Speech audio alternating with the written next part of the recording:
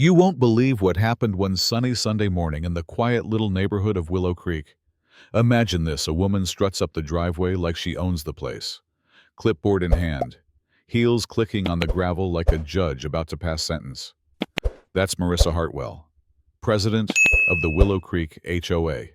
She didn't even knock. Instead, she slammed a bright red violation notice onto the front door of the Rivera family's home, loud enough for the whole block to hear. Yeah, that happened. Now, this wasn't the first time she'd done it. No, Marissa had already slapped the Rivera family with 2 notices earlier that month, all because of noise complaints.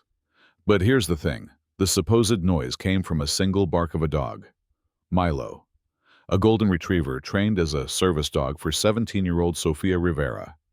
Sofia uses an electric wheelchair, and Milo helps her get through the day. But to Marissa, none of that mattered. She didn't care that Milo barely barked or that Sofia was just trying to live her life in peace. Sofia sat on the porch, gently stroking Milo's head, her eyes steady but tired. "He only barks when the mailman comes by," she said softly. But Marissa just scoffed, barely looking up from her leather-bound rulebook. "3 complaints this month, that's a $250 fine," she snapped. "And that wheelchair? It's an eyesore. Keep it inside, or I'll be back with more violations." Let me back up a sec. The Riveras had moved into Willow Creek just 3 months before, drawn by promises of a friendly, accessible community. Instead, they got a woman obsessed with control, someone who wanted everything to look perfect. Her way. No exceptions. Sofia's mom, Elena, wrapped her arms around her daughter when she saw the notice and the fear in her eyes. "Don't let her win, honey. Some people carry so much bitterness. It spills over everything they touch." Despite the daily harassment, Sofia found freedom at the piano. Her music was her voice, powerful, raw, filled with hope and pain. Sometimes, neighbors would pause in the street just to listen, letting the melodies wash over them, seeing Sofia for who she really was, not a girl in a wheelchair, but an artist. Then came the neighborhood barbecue, the moment Sofia's life changed forever. She was asked to perform, her talent finally recognized by some of the very people who had been silent before. But Marissa. She showed up with an icy glare, clearly planning to make a scene. Sofia's wheelchair was positioned right by the stage, and Marissa marched over, pointing coldly to a crowded picnic table far away. "Your spot is over there," she said, voice dripping with disdain. Sofia's dad didn't back down. "We cleared it with the organizer. This works better for Sofia." Marissa's lips pressed into a tight line, but she stormed off without another word. The crowd was buzzing, kids laughing and asking about Milo, who was as gentle as ever. Sofia even let a few of them try out her wheelchair. "Just don't speed," she joked, making everyone smile. For once. Sofia felt seen and accepted. Then, the music started. Sofia's fingers danced across the keys, weaving a melody full of struggle, hope, and strength.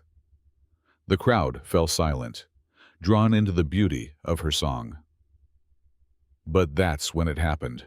A scream cut through the air. Marissa pushed through the crowd, clutching a carton of eggs. Before anyone could stop her, the first egg flew, splattering against Sofia's shoulder, yolk dripping down her dress and onto the piano keys. A second egg hit her chest. The crowd gasped. Marissa shrieked about rules and special treatment, throwing egg after egg, even hitting a little boy who tried to shield Sofia. Chaos erupted. Sofia froze, tears blurring her vision. Milo barked fiercely, trying to protect her. Neighbors rushed forward. Someone called the police.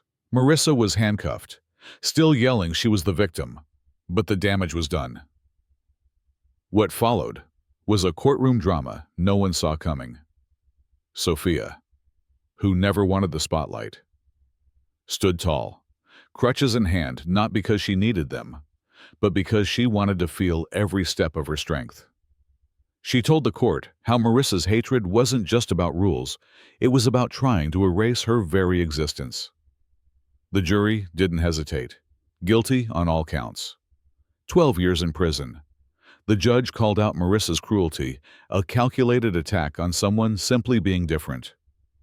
3 years later, the neighborhood is different too. Sofia's dad joined the HOA board, helping rewrite rules that protect, not punish. Sofia returned to her music, completing a piece she called Shattered Wings, played for a packed Carnegie Hall. But here's the twist one day. Sofia received a letter from Marissa, written from prison. It was filled with regret, admitting that her fear and need for control had blinded her.